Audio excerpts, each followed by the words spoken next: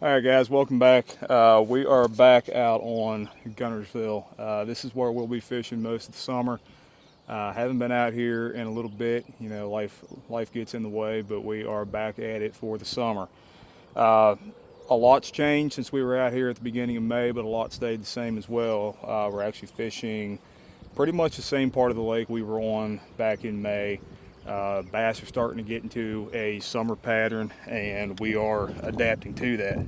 So we hit some of the same spots that we did back in May.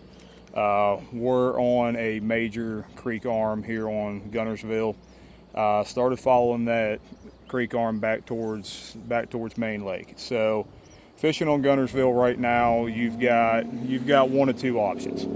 You can fish shallow, you can fish grass, which is always going to be productive on Guntersville, or you can go offshore and you can try to ledge fish. Both patterns work. It's kind of pick which one do you want to do most. The biggest indicator I always go for on which one that I'm gonna chase is looking at the TVA app on my phone, seeing the current flow. Right now we're looking at anywhere from 9 to 16,000 on the flow. For me personally, I don't like ledge fishing unless I've got about 28 to 30. That's when I'm going to go out and I'm going to chase those big schools of shad. I would much rather get shallow, fish the grass mats, and fish some of the subtle points and subtle ditch lines that you have back in these grass flats. Had a good day today, as you guys saw on the video. How we got that done? First thing in the morning. I mean, it's getting daylight early. We were fishing at our first spot just a little bit after 5:30. First thing that we're going to use, just like you saw back in May, it's going to be a buzzbait. If you guys want to see a full buzzbait video, check out the last upload that I have. This thing is killer in the grass early summer. Did want to show you guys this. So you guys saw in the video, I lost an absolute giant on a buzzbait. The reason I lost that one is that hook right there. I don't know what I had, but it straightened out a hook on a buzzbait. So that's what keeps you coming back.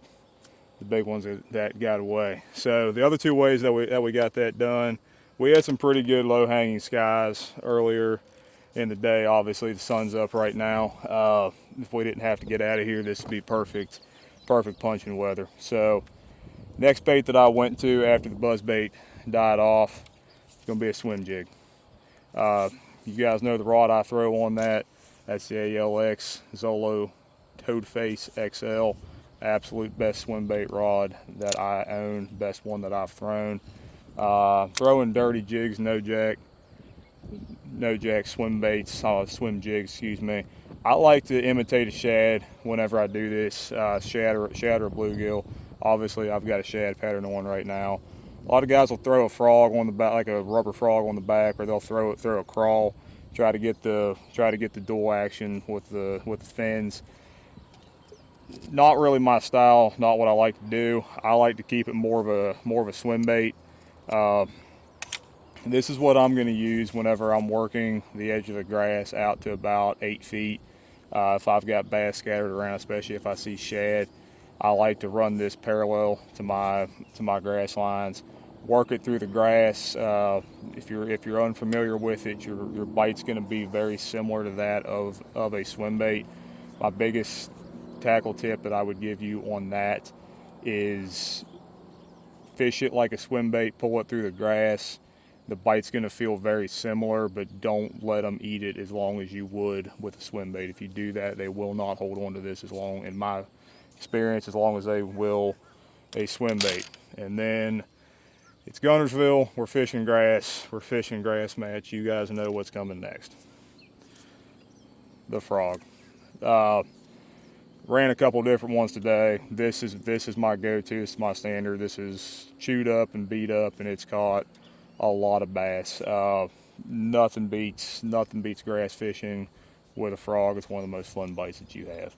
So coming back here next week with a buddy of mine. So we continuing this video next week for part 2. And if you guys like the video, like and subscribe. If you have any questions, anything that you want to see, shoot me a message or drop me a comment.